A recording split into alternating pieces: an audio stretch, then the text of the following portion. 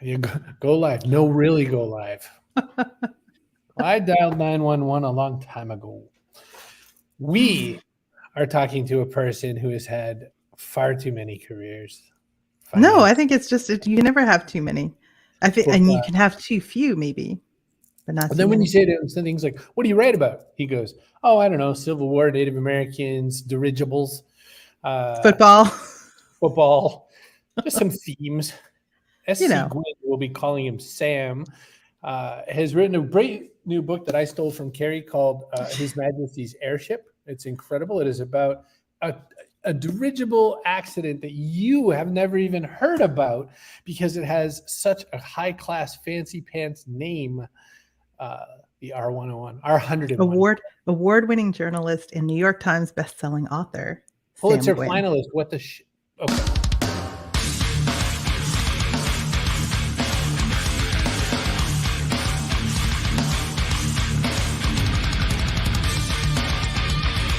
Backpack Show. And we have to thank Ozia Burke. New York Times bestseller.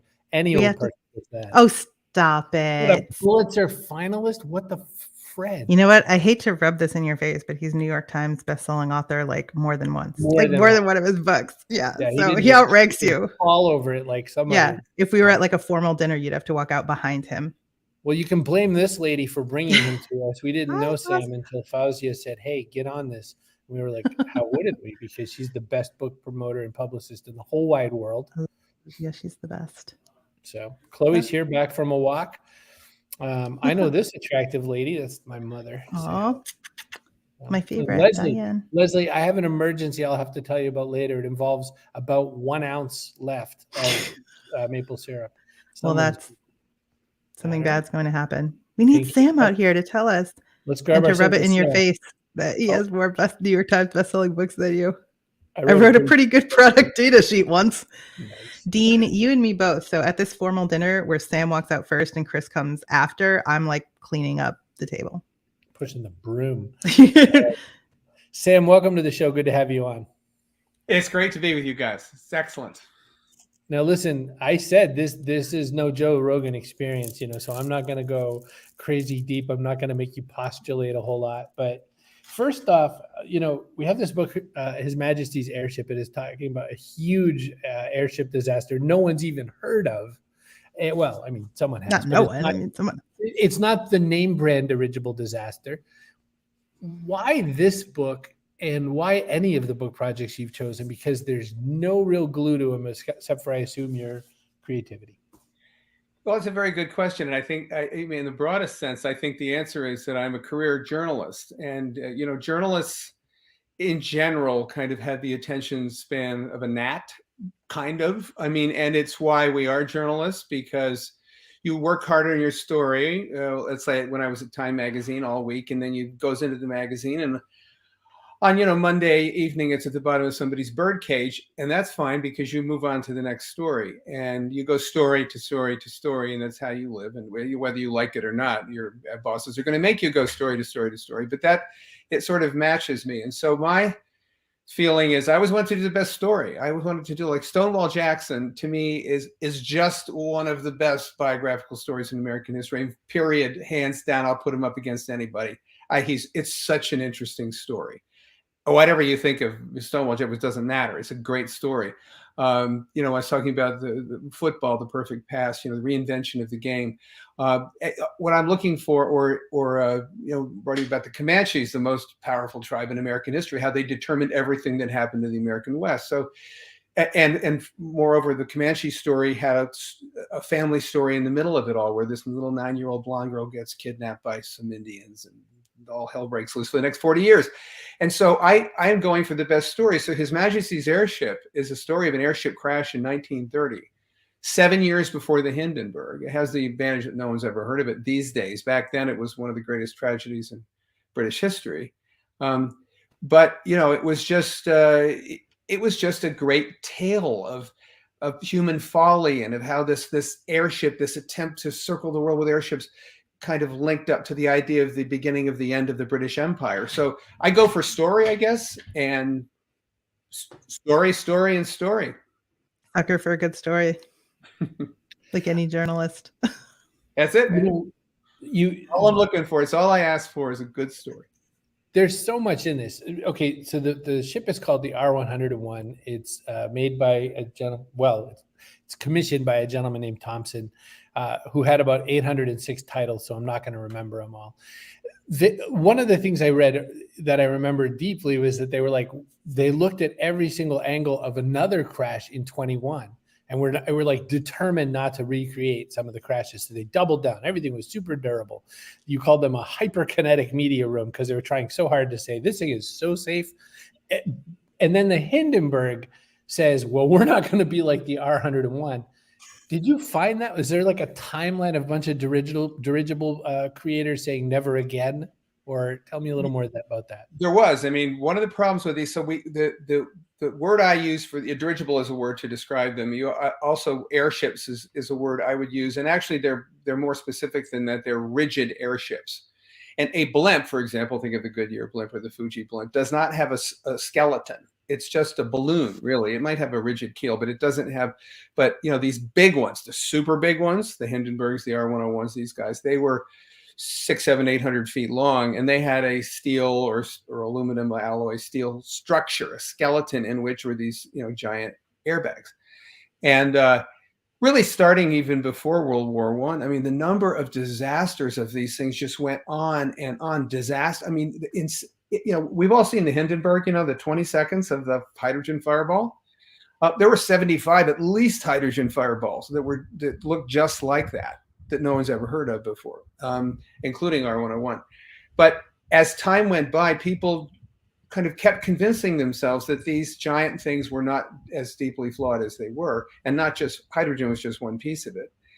And then sort of and nationalism is tied up in it, and national technology, and this idea that whether we are Germany or Britain or the United States, are going to kind of rule the world with this airship technology. Yes, in 1921, their terrible British airship crash, and they try to learn from that, and now they're going to make the safest, just uncrashable, safe as a house, except for the millionth chance. Oh, which is what the guy said. Okay, does this ring any bells? How about this ship that was built in the early 20th century called the Titanic, right? I mean, unsinkable. It was going to be, you couldn't possibly sink this ship. R101 was the unsinkable, well, it was lighter than air, and it was bigger than the Titanic by volume, but there's just no way it was going to go down. They'd figured all this out. It was the pinnacle of British technology. Was it a big leap to go from journalism to history, to writing about history in a kind of longer format? I mean, journalistic stories have to be so like subject, verb, object. You get 2 minutes and then you're done. Whereas you get to fully explore a story in a book, but there might be something a little bit challenging in that for someone who's used to distilling out what you can tell in 2 minutes. Now you get to tell the whole story. How do you decide what is compelling enough to go into your longer book and what to leave on the editing floor? That's really interesting, because there's a middle stage between my kind of more conventional journalism career that you're talking about, where we have very limited space. The real estate at Time magazine, where in those years we had 25 million subscribers. We were at 130 correspondents globally, and fighting for space in that magazine. I mean, you were sometimes lucky to get a page or 2 columns in Time. The best career I ever move I ever made was I left Time and I went to work for Texas Monthly magazine, which is actually a great regional magazine. There I was allowed to write 5, 6, 7, 8, 9,000 word stories. I mean, long form. I mean, my story about the King Ranch, for example, which most of you heard of, 9,400 words. I mean, hardly anyone in journalism gets to do that. Even at the New Yorker or Esquire or Atlantic or something, you don't get to do that. And as a result, this kind of interim phase between Time, more conventional journalism and Time and writing history, was I was starting to get some real space, and a lot of my stories had history in them. But also, if you can write a 7,500 word piece, which is, most people, I'm talking shop here, most people don't know what that means. That would be a very long magazine piece. 9,000 words is, you probably wouldn't want to read it. It's too long. But if you can execute that structurally, you're a long way toward figuring out how to do a book. And most of my book chapters mimic the same structures that I used in my journalism. So it was less of a big step than you're talking about. It's still a big step. And part of the attention span of a gnat that I was talking about is that when Rebel Yell, my biography of Stonewall Jackson, took 4 years. I mean, most of which I wasn't writing anything, because you can't write unless you research. You don't get up in the morning and write unless you've done your research. So just kind of driving me crazy, because this is getting beyond my attention, and I think that was one of the hardest things to adjust to, is just that, time slows way down, because history is really slow journalism. Painstaking work, like sifting through. What kind of sources did you get to sift through? Like, say, for your latest book, were you able to look at ship's logs, or what kind of stuff did you dig into? Oh yeah, there were logs, and so I'm writing about really not only this airship crash, but I'm writing about the whole era of aviation in the early 20th century, really to 1930, which encompasses what we would call heavier than air. It's a very special thing known as airplanes. The lighter than air community refers to them as HTA. But encompasses all of these kind of the competition between big airships and planes for long range travel, and Lindbergh, and there's all this swirl of stuff that's going on, and so all my research predates human memory. There's no one alive anymore who remembers that, and so that means I'm in archives and museums and libraries, and I mean, just that's where you are. And I started this book at the beginning of COVID. I think I started in March of 2020, and the very first thing that happened to me was that all libraries, museums, archives, collections globally were closed to me, every single one, without exception. So I needed the National Archives in London, and I needed the RAF Museum, I needed museums in Germany and France, and in the United States. Sorry. So I'll wear a hazmat suit. I remember begging at some point after a year and a half had gone by, the guys at University of Texas here, I was saying, please, really, seriously, y'all, I just want to go in. I'll wear the white gloves. I won't bother anybody. I'm sorry, sir, but you can't. Okay, so so I did all these workarounds. I got very aggressive digitally. I ordered so many books. I had just any books I could order. Because one of the great advantages now as a researcher is you can order books. Back in the old days, you had to go to a library to get them. So I did that, but I'll give you one. Then I did these workarounds, and I'll just give you, here's one workaround. And eventually I did get to the archives, but not for years, a couple of years. Here's the workaround. So I met this guy who's part of the airship community in England, which is very, very small, very intense. And they just comb through libraries looking for stuff. And at some point I'm complaining to Peter. I'm saying, Peter, I really don't have access to any libraries, so I'm kind of floundering around here. And so he goes, well, Sam, he says, I'll give you a little something to keep you busy. So he sends me these files. These are these zip files. And I open them, and it's 7,000 pages. And when researchers like me research in an archive, we usually use either a camera or more so like a cell phone. So if we get a page, we go, oh, great document, it's click, and then you move on. You don't copy it, and then you later sort it.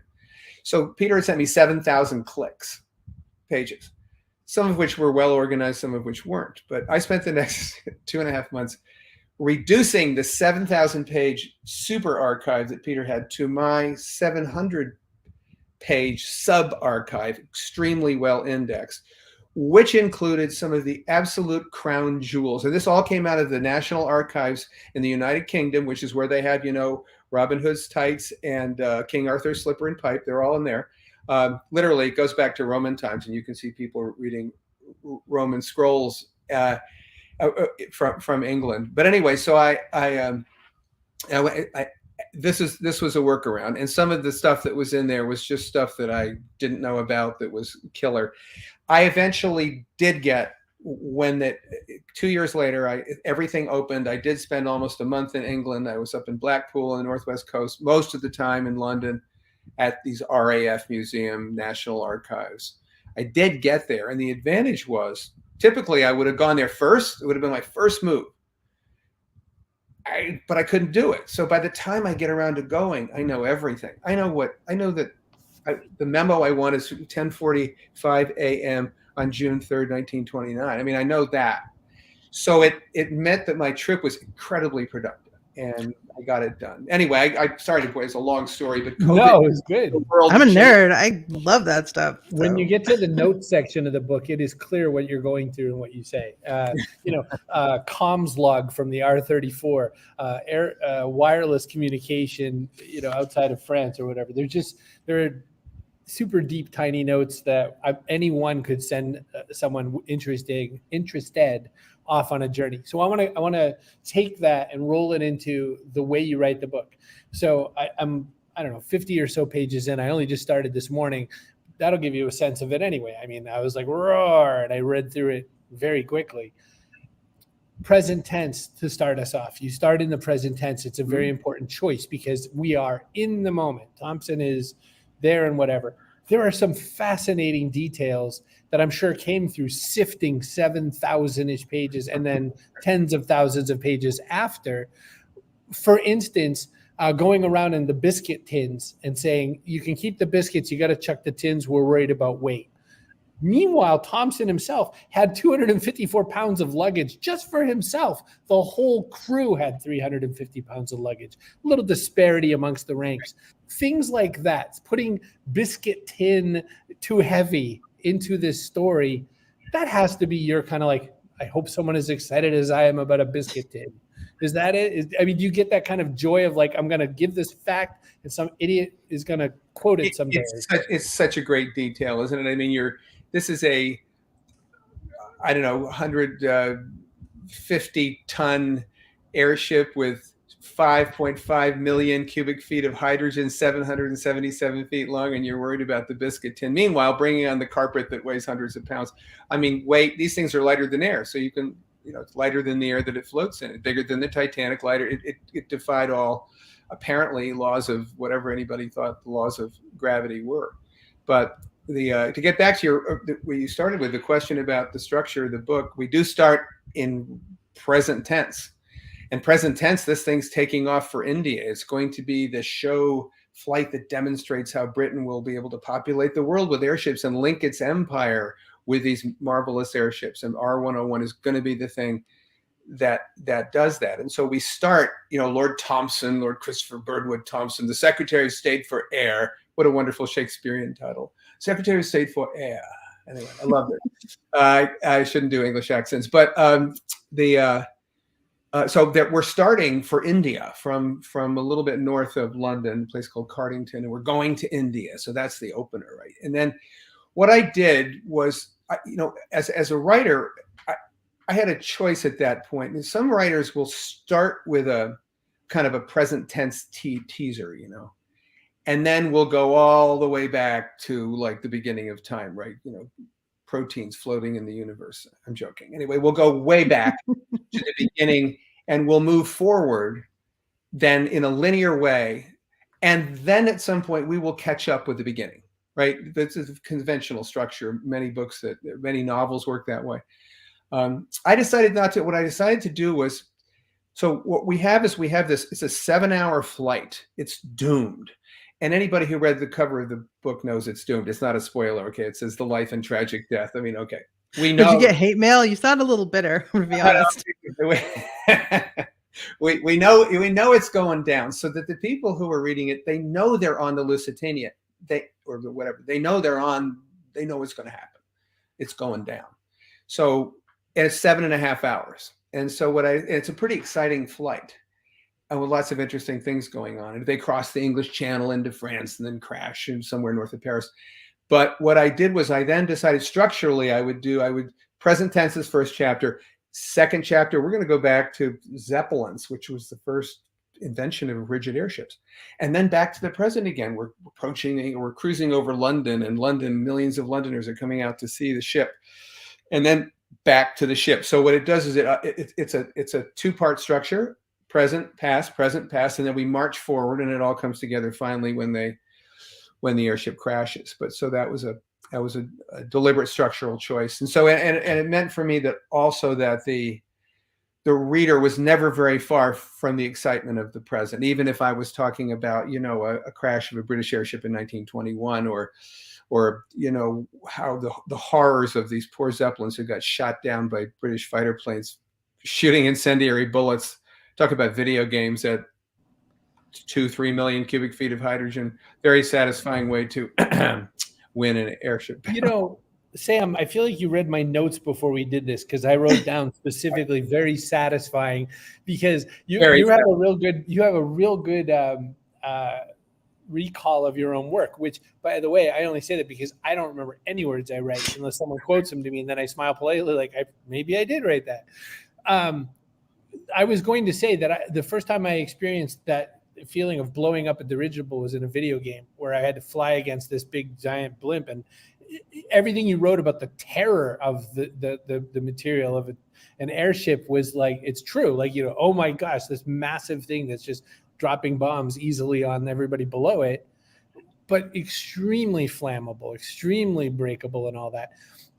I have a question in this. The Cardington to Karachi concept, the idea of, you know, before both India and Pakistan declared their independence in 47, this is the fall of an empire. This is, you know, that time, right? You know, Britain really hasn't quite given it up. Airships are like part of that story. It's 1930. It's 20 years past anyone thought airships really were still a great idea. They just were less messy than an airplane. Is there something in that as to why you chose this? Like that sense of, you know, using it to tell the story of empires, or no? It's at the core of why I chose the story, because the great thing about R101, it's just a cracking good tale, but it is also wrapped up in the end of the British Empire. It's wrapped up in very large global concepts. And so what happens is, after World War, you know, the British rule the world. They're the biggest empire in the world in the 19th century. Coming into the 20th century, they rule the seas, and they are the greatest empire at that point the world had seen. After World War I, they came out of it with even more. I mean, they had the old Turkish possessions, German possessions in Africa. I mean, they owned. Suddenly they picked up a lot of Africa, Middle East, Asia, South Asia. And now they had the largest empire ever in the history of the world. It was a quarter of the world's population. And you say, well, that's impressive, except only apparently, because the empire was beginning to crumble. And you could start to see where it was happening in the Boer War in South Africa in the early 20th century, and then the Irish Rebellion, and what was going on in India was this. Well, we know what's going to happen in India, as you said. We don't have that many years until India is independent, and so we have all this stuff, Iraq, or rebellion in Iraq, all this stuff's going on, and so what there was something called the Imperial Airship Scheme that Lord Thompson, as Secretary of State for Air, was the main promoter of, and what that was I want to say it was a scheme to save the empire, but it was to bolster the empire, in a way that would use kind of British technology. And what they were going to do is R101 was going to be and its sister ship were going to be the kind of guinea pigs of this, and they were going to prove that you could have airships kind of floating majestically above the world, traveling because airplanes in those days were very difficult to fly long distances. They had to stop all the time, and they were bumpy and noisy, and airships were smooth, and they could one stop to India from London. And so you could take the time-space continuum, if you will, of the British Empire. So like Sydney to London was a month by boat. For the premier there to get to the Imperial Conference, that was down to 2 weeks. 11 days to India, down to 4 days. I mean, these were radical compression of time. So Britain was we're going to fill the skies with British airships and British technology, and they were going to link this empire together, shaky though it may have been. And the Imperial Airship Scheme was what this was all about in the largest sense. So yeah, I mean, it was very much, in that sense, Britain trying to save itself or to put itself forward, because British technology, if you look, let's say the 19th century, I mean, what made Britain rule the world? They had the best technology in everything. I mean, they had they had, it was the pounding piston, it was the biggest guns. It was the, all of the technology that Great Britain had that the United States was beginning to challenge for, but hadn't really yet. And so what these airships were going to be, it was going to be the British were going to lead the world in technology once again. Only is going to be airship technology. So yes, I like big picture stuff. So this is the big picture around my little tale of the crash of the airship. It went down in flames like the British Empire. So at the risk of down pretty soon after that. At the risk of inflating your ego, Chris, I just wanted to show you Fazia's compliment on your pronunciation. Words and names are important. I worked with, at one point, 1/3 of the people I worked with were Chinese. The other third were Indian. And all my white American friends couldn't say any of their names appropriately. And I was just floored by it. But yes, thank you, Fazia. So Chris will either get your name perfect or he will forget it altogether. So no in between. Annette says, the backpack show is such a fascinating array of guests and topics. Love the writing and history insights today. I have just one last substantive question, which is, has there been a time in your research for one of these books that you were like, thank God I was a French teacher or an international banker? Like, does that stuff help you at any point? Let's see. I encountered on R101 on His Majesty's Airship. I did a fair amount of research in French. Because it crashed in French, and so all of the a lot of the police investigation that was done, and a lot of the correspondence that came and went was in French. So it came in handy. French has always come in handy to a greater or lesser extent. Banking is, my training as a credit analyst first, and then as a loan officer, as a commercial banker, international commercial banker, that has served me well my whole life. Just first of all, in journalism, where most journalists, at least back in my day, would run screaming from the idea of a 10K or a balance sheet or something. That wasn't what they knew about, and I wasn't a genius at it, but I knew about it because I'd been trained to do it. And so just I tend to look at the world that way. In fact, I look at the world in financial terms. I tend to see it that way. But yeah, so it's all part of my plan. How being a French teacher was going to lead to my airship book. You knew it all along. You've really covered the gamut. From a lot of Outside magazine, covering Columbine, which is a pretty heavy one. You've done a bunch, and it's amazing to know. But Outside, just since you mentioned Outside, there's an example of where I'm clearly writing history. So probably my favorite Outside story was I end up at the Bikini Atoll, which is where they tested the bombs, the atomic bombs. And I had, you got to fly to Hawaii, then go 500 miles to, Majuro in the Marshall Islands, and then go another 500 to Bikini in the middle of nowhere because there's no one there anymore. Why? Because it's radioactive. And my story was about how the Bikinians were trying to get back to their island, even though it was radioactive. My whole story it was for Outside magazine, but it was all history. Not all. I was there with the Bikinians and we were walking around the island, but so much of it was, how did we get here?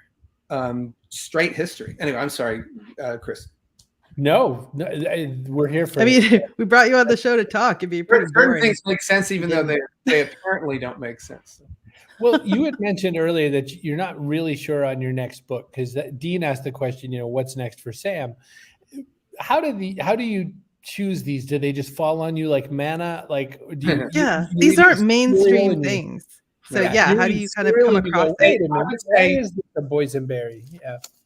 Yeah. It's possible to go, and I've done it before, into libraries and just read your brains off for 6 months and find stories. I can do that. But the better is the stuff falling from the sky. And so at one point, in 2009, I was sent out west to cover, or it was my idea, I guess, to cover this crazy football coach named Mike Leach, who had just made a run at the national championship at Texas Tech. And, I did a cover story for Texas Monthly on him, and he had invented an offense that nobody could stop. It was changing the world of football. And I wrote this story, and that became my book, Perfect Pass. I just found this guy out there. I just because I didn't know what I was going to find. That was just not quite out of the sky. But so His Majesty's Airship is, there was a wonderful trilogy about the British Empire. For your listeners and viewers who like that, I highly recommend this guy. Actually, I'll tell you, as James Morris, he wrote the trilogy that I'm talking about, Pax Britannica, about the British Empire. It's just flat, knocks me down. It's so good. The third part of that was Farewell the Trumpets, which is the decline of the British Empire in the 20th century. And there's a 3-page section in there on R101 that I'd never heard of before. I go like, what a great story. What an amazing story. And it was all about how it was all, the fate of R101 was tied into the fate of the British Empire, and only 3 pages. And so I said, and then I did what all, trained historians do. I Googled it, and to see how many books had been done on this. And it was very, very few, and most of them weren't any good. And the last one that was any good at all was 50 years ago. So, I mean, it was wide open for me.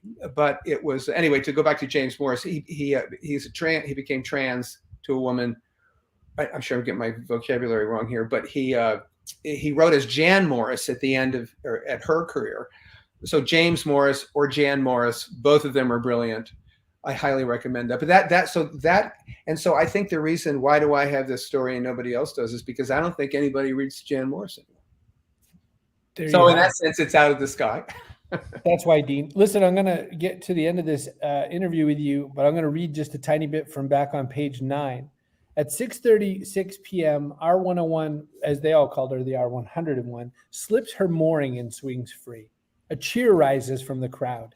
Normally, the ship moves upward and away from the mast, but now suddenly she lurches earthward.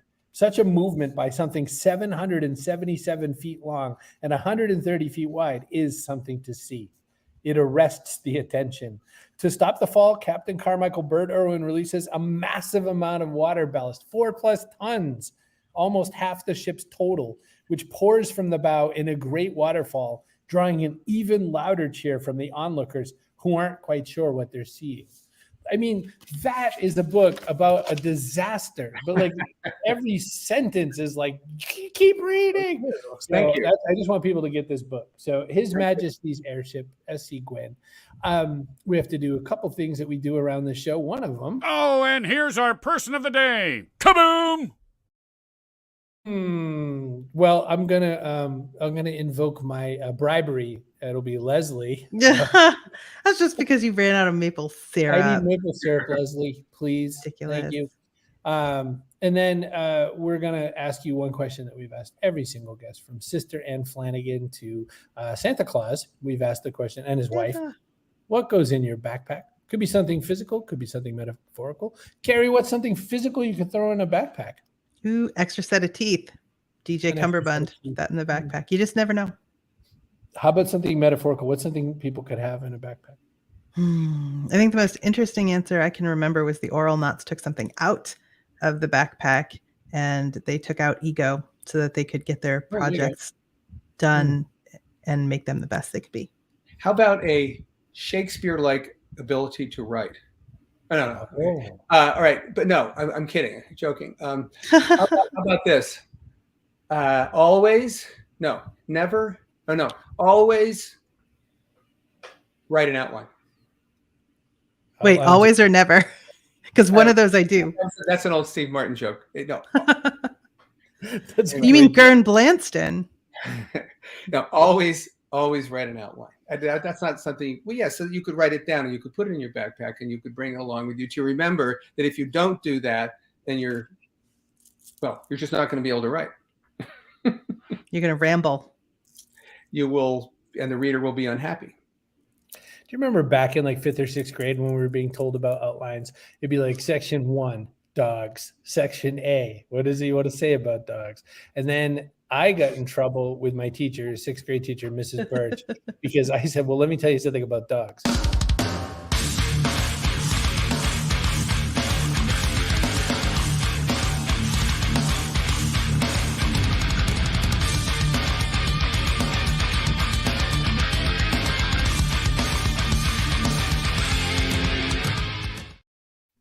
your parents